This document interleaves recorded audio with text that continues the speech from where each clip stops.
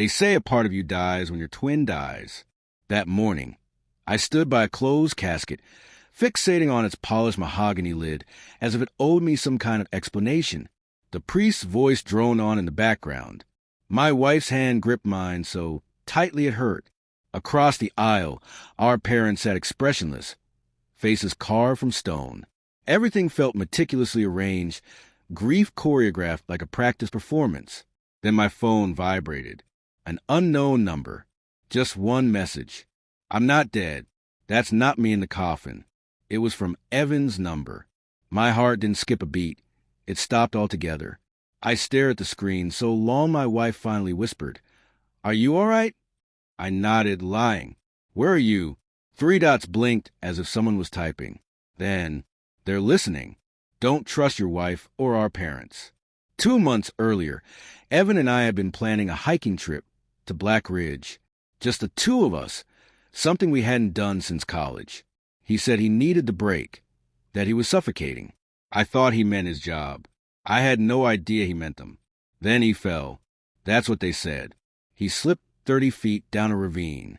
His body was mangled beyond recognition. They didn't let me see him. "For your own good," they said. My wife cried more than I did. Evan and I were mirror twins, identical to a near degree, but inside, we were opposites. I was a steady, practical one. He chased mysteries and shadows. Still, my love for him was deeper than for anyone else, even her. We'd started our company together. Tech security. Evan built the code. I sold the vision. When he began acting paranoid, checking devices obsessively, running surveillance sweeps, I brushed it off as burnout. Then he vanished. Suddenly, everything he'd warned me about started to make sense. I began to notice things. Leela didn't log out of Evan's laptop the night after the funeral. She glanced too long at our safe when she thought I wasn't watching. She wore a new necklace I never gave her. Our parents suddenly had money, new properties, offshore accounts. I traced company funds and uncovered a secret holding account Evan never mentioned, emptied just days before his accident. I didn't confront them. I listened. Silence is a weapon if you know how to wield it. I began to build my plan the way Evan built firewalls, layered, untraceable, patient. First, I searched his old apartment. Behind a vent, I found an encrypted hard drive. Inside were voice memos, journal entries, documents. He knew he'd uncovered a conspiracy. Our company was being exploited by Leela and our parents to siphon data to foreign buyers. Evan threatened to expose them and recorded the confrontation. I heard my wife's voice say, "We can't let you ruin this for all of us." They tried to erase him legally, financially, and then physically, but Evan had planned his escape before they could finish the job. He staged the fall, burned a John Doe's face with acid, and planted it at the bottom of the ravine. Then he disappeared. But he needed me to finish what he started. I started moving my pieces. I had the financials audited. I anonymously tipped off an international agency about suspicious transfers from our shell company. I lied to Leela, telling her I was thinking of selling the business. I watched her panic and make calls she thought I couldn't trace. Secretly, I met with a lawyer Evan trusted, one who'd help draft contingency plans, naming me sole heir if foul play was proven. Every night, I smiled through dinner like nothing had changed. She smiled back, too eager, too forced.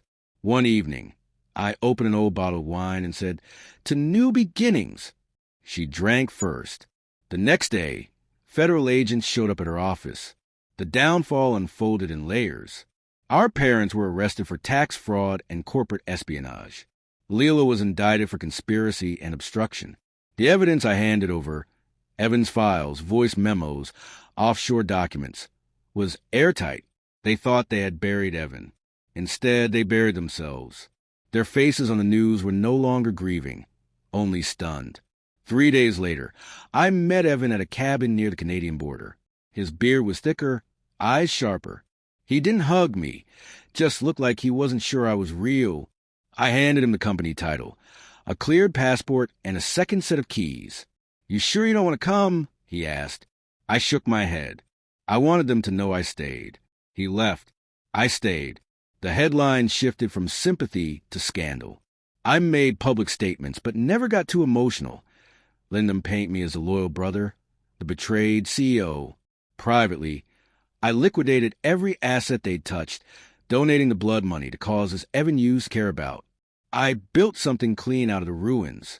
I don't visit that fake grave anymore. Let them rest with the lie they created. Sometimes, I think about my brother, not the one they tried to erase, but the one who outplayed them all. They underestimated the quiet one. We were twins. They killed the wrong man, and I made sure they paid in full.